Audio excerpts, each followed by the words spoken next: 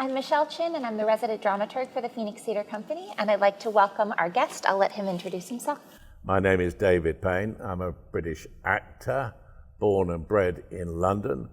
I came to Nashville in 1992 on a music project and ended up in acting, and now I do 3 shows: An Evening with C.S. Lewis, Christmas with C.S. Lewis, and Churchill.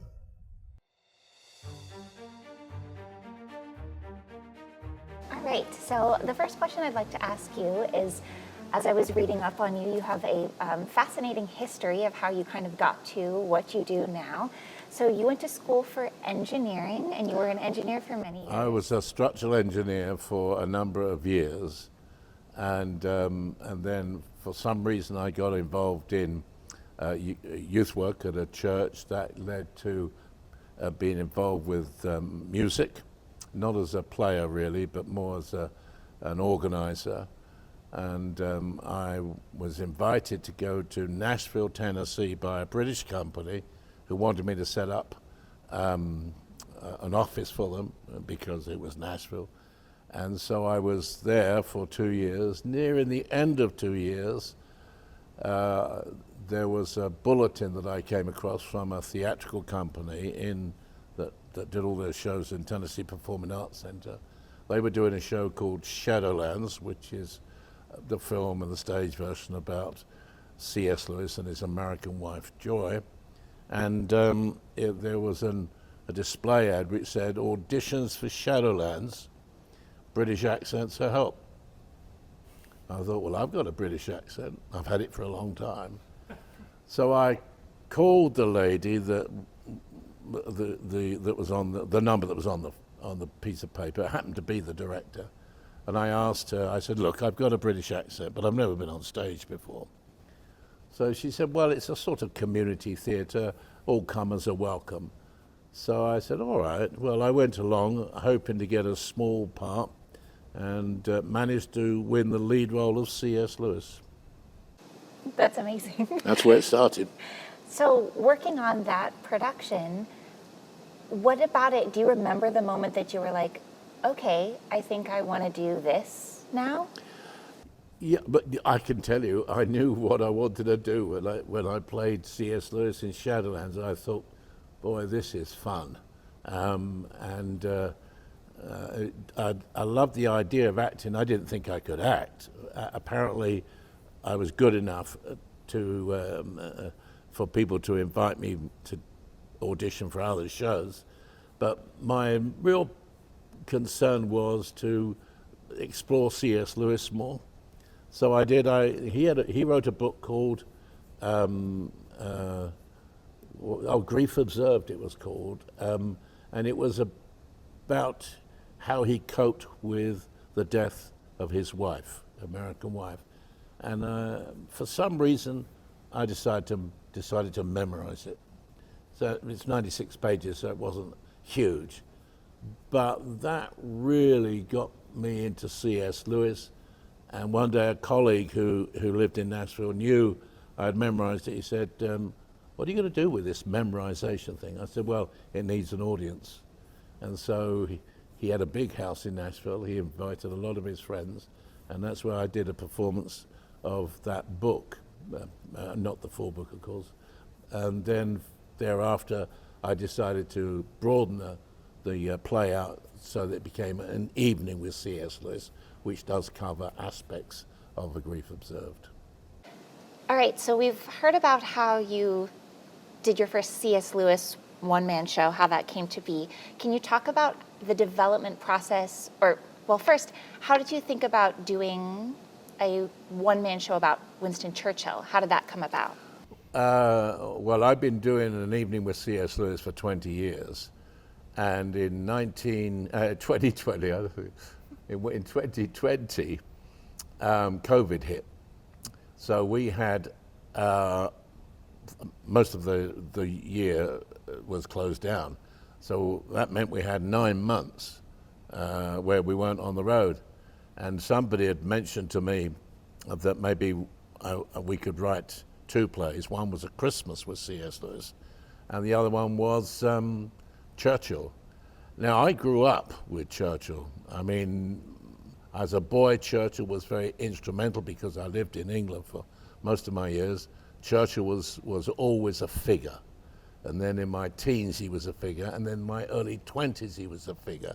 So Churchill was, in many ways, was just part of my life. And the idea of writing a play featuring Churchill, and I was now old enough to play him, was just intriguing. And so I wrote it, and that was, well, 2020, so we're 2025. We launched it 3 years ago in a small theatre. Oh no, that was, I'm thinking of the Christmas for C.S. Lewis. We launched it in Florida in a couple of theatres, and it sold out. Can you believe it sold out? And ever since then, it's been very popular. And I pretty well now do most of the Churchill shows. Other of our actors do an evening with C.S. Lewis. What is it like going back and forth? Like, so doing an evening with C.S. Lewis and then jumping into Churchill, is it weird to switch Not between? really. The way I look at it is with Churchill I have a certain voice. I mean, Churchill spoke slowly. He had a lower voice. Partly he had that voice because he had a speech impediment and he had to get around it. So all I've got to mainly do is watch the voice so that I don't have Churchill voice in C.S. Lewis and I don't have C.S. Lewis voice in Churchill. But no, I mean, this year I've been mostly doing Churchill, but now we're on a Christmas with C.S. Lewis tour, and I don't find it too difficult to switch characters, partly because people say to me sometimes, so how long does it take you to get out of the character when you come off stage? And I say, well, as soon as I walk down the steps, I'm David Payne. So that helps. Wonderful. As you were writing Churchill, what did you research? I know that obviously we all know Winston Churchill is like leading in the UK for those 5 years of World War II, but I know that the show covers so much more than that. So how did you sort of figure out what was going to be in the show? Yes, I mean, maybe I can tell you, give you one of the lines in the play, which and then will help answer that question. I don't know whether I can even conjure up the Churchill voice for you now, but he says, he's talking to an American audience, and he says, your leader asked me if I would give an informal talk on the people and events that shaped my life. And most people would expect me to concentrate my reflections on my leadership of our country during the Second World War. Now, as important an event as that was in my life, it did only last 5 years. There were 65 years of lifetime experiences that led up to that leadership role. And my feeling was, when I was doing the show, I did not want to talk too much about the war. He does talk about the war because it would be odd if he didn't. But what I wanted to do was to find the man, the events in his life that made him able to lead our country. You know, he had a major failure in his life. It was the Battle of Gallipoli.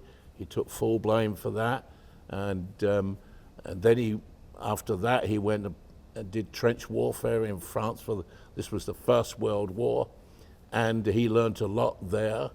And it was lots of events during his life, and then his association with Queen Elizabeth, which is a very special thing. And of course, he talks very movingly about his wife.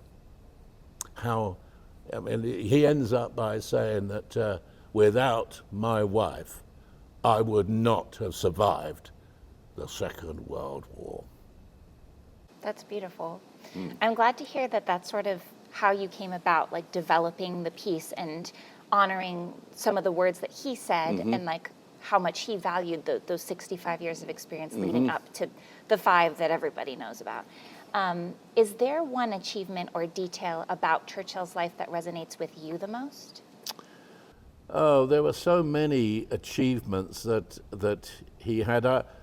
I just admired a man who was, if anything, he was himself. He wasn't perfect, but he was himself, and I don't think he tried to be what he wasn't, and sometimes that led up to a lot of criticism of him. But I love just the way he goes through life and takes on challenges, and even through failure, he says, carry on. Never say never. So I noticed that Churchill is so incredibly quotable, and that there's things with Churchill quotes printed like cards and things everywhere. As you were writing the show, how much of it is like actual quotes of his versus your own words?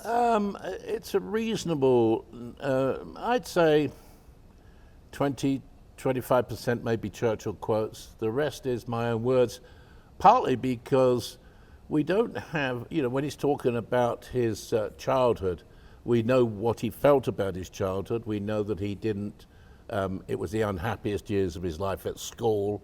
So that's more me sort of portraying how he felt during the school years, and but about 25%. The other thing is that what you get in a quote, whether it's on radio, on a TV, or whatever, or even in a book, it's not the same when it's on stage, and so you find yourself adjusting the statement, not because you don't like the statement, but because you feel your audience will get it better in terms of understanding if you adjust it. And as the writer, and you're the director and actor in the show, do you find that is isolating, kind of working on all of it, or is it sort of freeing because you can adjust and no one's there to puppet you or anything like that? I learned a lot through an evening with C.S. Lewis in terms of how did I direct the show, how did I present the show. It took me a long time to get C.S. Lewis right, an evening with C.S. Lewis, at least 10 years. I was able to get Churchill, for me, I mean, it's up to the audience to say whether they like it or not. I was able to get Churchill right from my point of view, the base, within a year of getting on stage and trying things. The one thing I have found, and this is, people ask me who directed it, and yes, I directed it, but I always say the best director I've ever had is the audience, because the audience tells you what they like and what they don't like, and frankly, normally the audience always gets it right. So I've been going through something, and I would be making a comment, and the audience laughs, and I thought, oh, I didn't think that was funny. But the audience laughed, they loved it, and so I made sure that stayed in the play, that type of thing. I saw another interview that you did where you talked about how your one-man shows are never done, that you kind of let the audience continue to inform it, and you kind of make adjustments along the way. Is Churchill still that way? Oh, yes. Churchill, when J.R.R. Tolkien had The Lord of the Rings published, he turned around to C.S. Lewis and he said, it's not finished, because it wasn't. I don't think, an evening with C.S. Lewis, I've been doing it for 25 years, and it's still not finished. And Churchill is not finished. And I'll come across something that might be really interesting, and I think, oh, I didn't know that. And and if I think it's right for the play, I'll put it in. A lot of it is, I'll adjust the way I present it. And I think that keeps it fresh for me, so that I think it would be fair to say, and it's not an exaggeration, I don't think I ever do the same show twice. It's pretty well the same show, but this little difference can make it different for me, and it helps. Do you find performing in the UK versus in the US, do you kind of change things based on the audience too? No, I don't, because when I wrote An Evening with C.S. Lewis, it was very much with an American audience in mind, as indeed is the Churchill show. It's with an American audience in mind, only American society in England. So I felt that I needed to make sure that I wrote with the American audience in mind. So then I thought, well, I'll just run it in England and see what the audience feels like. And basically, they're not as demonstrative as the American audience, but they enjoyed it. And so I don't have any problems presenting it to an English audience. It's just a slightly different reaction. They're not throwing tomatoes, that's the good news. Have you actually encountered that? No, That's good. no. So I heard that your son is understudying. Yes. Is that correct? Mm-hmm. What is that like, getting to share this piece that you created and having it be a part of the family in that way? Well, it's actually quite emotional in one way. I mean, you want to hand on what you're doing to somebody else if you can. Well, my son studied drama at college, and he's been in plays. He's very creative. He's got a wonderful voice, and he'll pull off Churchill very well. But as with C.S. Lewis, which we're on tour now with the Christmas with C.S. Lewis, and we have 4 actors doing it because we have so many shows. And my son Daniel is doing one of the legs of the shows. And I've been waiting for him to get to that point where he looks old enough that he can play Lewis and play Churchill, and he's got to that point. But the audience will love him when he does it. And they might say, oh, he's better than his father. What would you say is what you want people to take away after seeing Churchill? The same thing I want them to say after seeing An Evening with C.S. Lewis or Christmas with C.S. Lewis. And that's, I really felt I was with the man. When you get that, and I do get that, I'm very, very grateful. I don't take it for granted, but when people say, I thought I was with Churchill, I thought I was with C.S. Lewis, then you've won the battle, because they go away thinking they've had a good time with us. I had a lady come up once to me, and she said, this is the closest I'll get to C.S. Lewis before I get to heaven. And it's that sort of thing that you want to have happen. We had a really interesting experience. We just finished our Churchill run in Cleveland, in the Playhouse Square in Cleveland, and we were in the Hannah Theatre, and fortunately it was sold out. And during the intermission of the first afternoon performance, the stage manager came up to me and he said, there's a lady outside would like to meet you after the show. She is the housekeeper for Churchill. I said, Churchill's been dead a long, long time. And no, he said, sorry, I should have said, she used to be the housekeeper for Churchill. So afterwards she came in, she was 88 years old. I mean, sharp as a tack. And, you know, I didn't know what to say. I didn't know how to react, but I was going to meet her. She came up and she threw her arms around me. She had been Churchill's, in charge of the staff in Churchill's house in the 60s for 6 years, I think. So she knew Churchill really well. And she just put her arms around me and she said, there were times when I thought I was watching Churchill. Now, you can't get a better compliment than that somebody who knew him for as many years as she did, you can't get a better compliment. And we had an interview afterwards. My wife took a quick interview with us, and we were.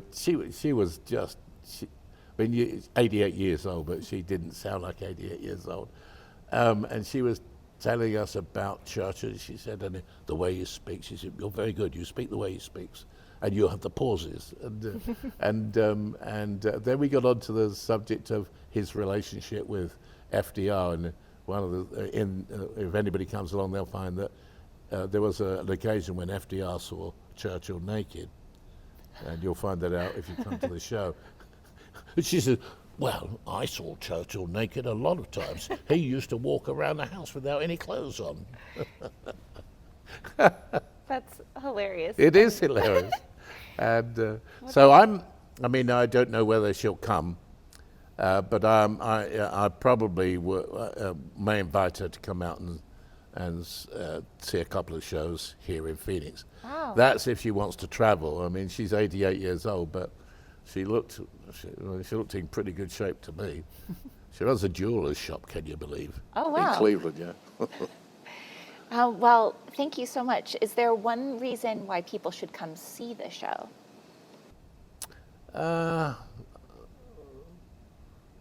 I think the reason, probably I've already said it, I want them to go away thinking they've had a great time with Churchill. They'll be surprised how much they laugh during the show, because Churchill had a great sense of humour. I had a gentleman came up to me and he said, I had tears in my eyes, and that's when he's talking about his wife. And then I often get men come up to me, whether it's Churchill or C.S. Lewis. One guy came up to me and said, my wife dragged me along to this. I did not want to come. But he said, you made me laugh and you made me cry. And I just want them to go away thinking they've had a great time. They feel they may have met the man, and they feel that they got great value for money. Well, thank you so much. I think that's a beautiful way to conclude. Thank you. Well, thank you.